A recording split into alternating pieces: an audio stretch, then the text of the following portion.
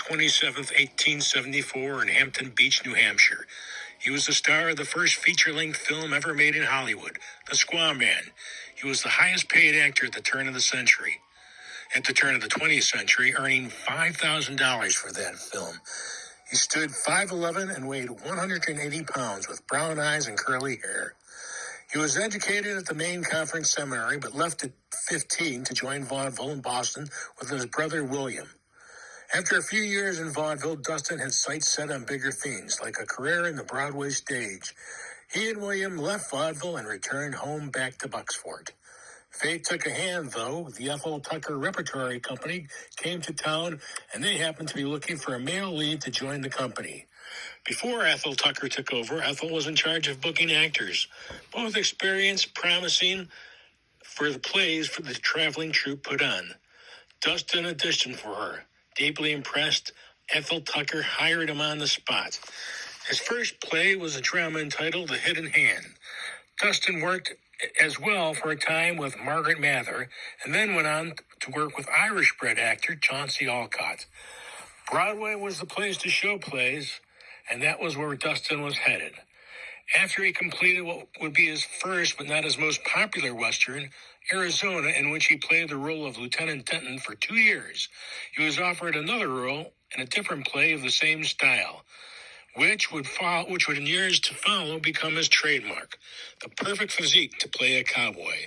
Dustin was hired to play for the lead in the pivotal role of Virginian, written by Owen Wister and Kirk Lachelle.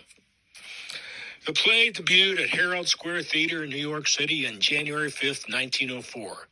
This role was important in Dustin's career as it cemented the image of the Old West-style cowboy in the mind of the public. It is this stereotype for which Dustin Farnham endures to this day, despite his playing numerous other types of roles. The Virginian was a tribute to the great actor Dustin had become, and by 1904, he identified completely with the role and made it his own, so much so that it endured throughout the years. The play received rave reviews and was well attended. It ran for 5 consecutive years. For the rest of 1909, Dustin appeared as the title role of Cameo Kirby on Broadway. After Cameo Kirby came The Littlest Rebel, in which he co-starred with his brother William. In a huge success and played for many seasons, both on Broadway and in Western cities. Yet the role Dustin would play in his next production, The Squaw Man, would be the vehicle that would set him up for his next major venue as actor in the relatively new medium of silent moving pictures. Cecil B. DeMille had been an actor on stage and in the early 1900s. He often performed with Jesse Lasky, another vaudeville performer.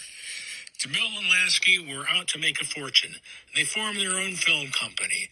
In order to procure a big office draw, they needed a big name to appear on their marquees. By this time, Dustin's was a big draw name. A name like Dustin Farnham.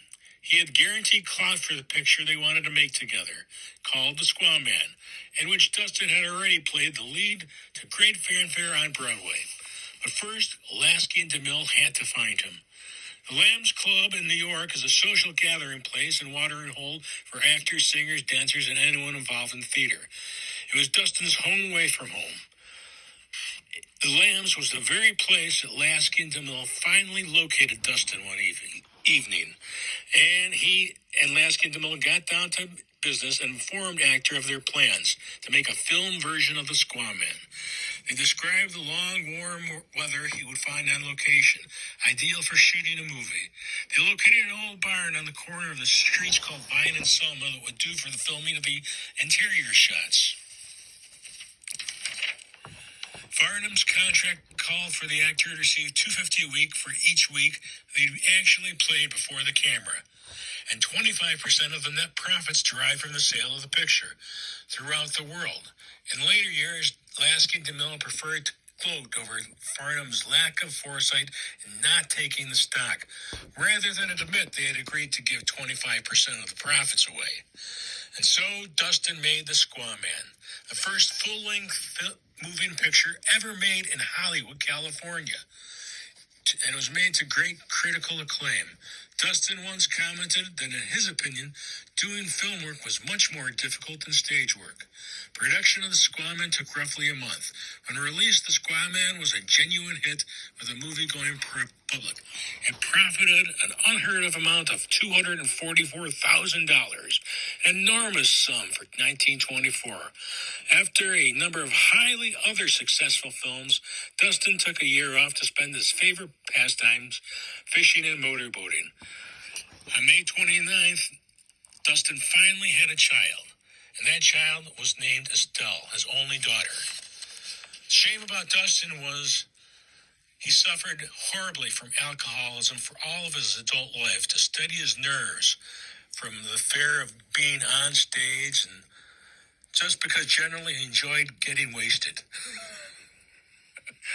And in 1929, Dustin died of kidney failure, possibly complicated by cirrhosis of the liver. He was only 55 years old. He made a total of 41 silent films in his life, 17 of those co-starring his wife, Winifred Kingston.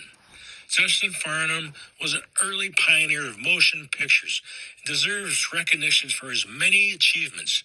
He was once known as the greatest film star in the country, and now he is forgotten.